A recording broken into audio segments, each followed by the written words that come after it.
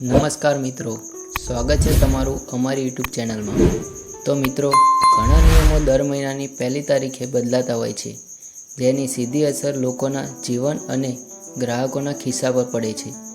એ જ રીતે 1 ડિસેમ્બરથી ઘણા નિયમો બદલાશે, જે ગ્રાહકો માટે ખૂબ જ મહત્વપૂર્ણ છે, જેમાં બેન્કિંગ, ટેલિકોમ, પર્યટન અને રાંધણ ગેસ સંબંધિત નિયમોનો સમાવેશ થાય છે। તો ચાલો મિત્રો, તેમના વિશે વિગતવાર વાત કરીએ। ગેસ સિલિન્ડરની કિંમતમાં ફેરફાર। તો મિત્રો, ઓઇલ કંપનીઓ દર મહિનાની પહેલી તારીખે ગેસ સિલિન્ડરના ભાવમાં ફેરફાર કરે છે। આ ટ્રેન્ડ 1 ડિસેમ્બરે પણ ચાલુ રહેશે। છેલ્લા કેટલાક મહિનામાં કોમર્શિયલ ગેસ સિલિન્ડરના ભાવમાં અનેક વખત ફેરફાર કરવામાં આવ્યા છે, પરંતુ ઘરેલું ગેસ સિલિન્ડરની કિંમતો યથાવત રહેશે।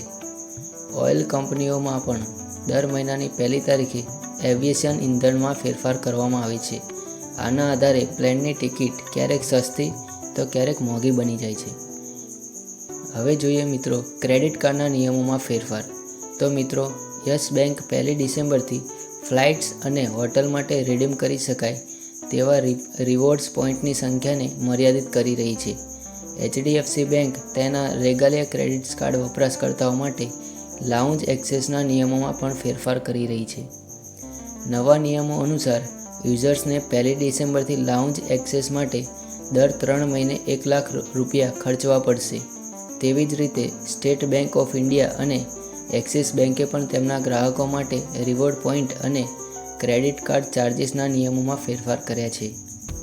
તો મિત્રો, હવે જોઈએ કે શું ઓટીપી બંધ થશે?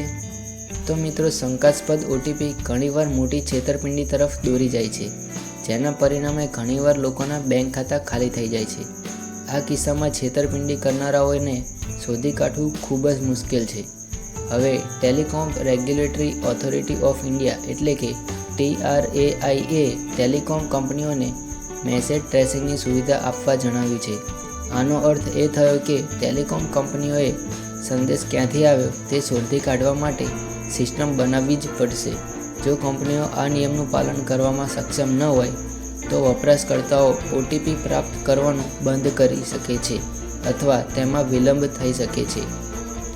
હવે મિત્રો, આપણે આગળ જોઈએ કે શું 1 ડિસેમ્બરથી માલદીવની યાત્રા મોંઘી થશે? તો જોઈએ, માલદીવ એ વિશ્વના સૌથી લોકપ્રિય પ્રવાસન સ્થળોમાંનું એક છે, ખાસ કરીને ભારતીય પ્રવાસીઓ માટે। પરંતુ હવે આ દ્વીપ સમૂહની મુસાફરી વધુ મોંઘી બની જશે।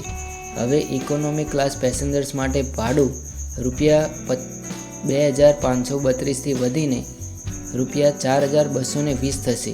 તે જ સમયે બિઝનેસ ક્લાસના મુસાફરોએ ₹5,064ની બદલે ₹10,129 ચૂકવવા પડશે। પ્રથમ વર્ગના મુસાફરોએ ₹7,597ને બદલે ₹20,257 ચૂકવવા પડશે। પ્રાઇવેટ જેટમાં મુસાફરી કરનારાઓએ ₹10,129ને બદલે ₹40,515 ચૂકવવા પડશે।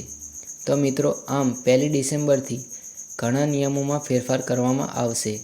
જો મિત્રો તમને આ માહિતી પસંદ આવી હોય તો આ વિડીયોને શેર કરો અને અમારી યુટ્યુબ ચેનલને સબસ્ક્રાઈબ કરો। વિડીયો જોવા બદલ તમારો ખૂબ ખૂબ ધન્યવાદ।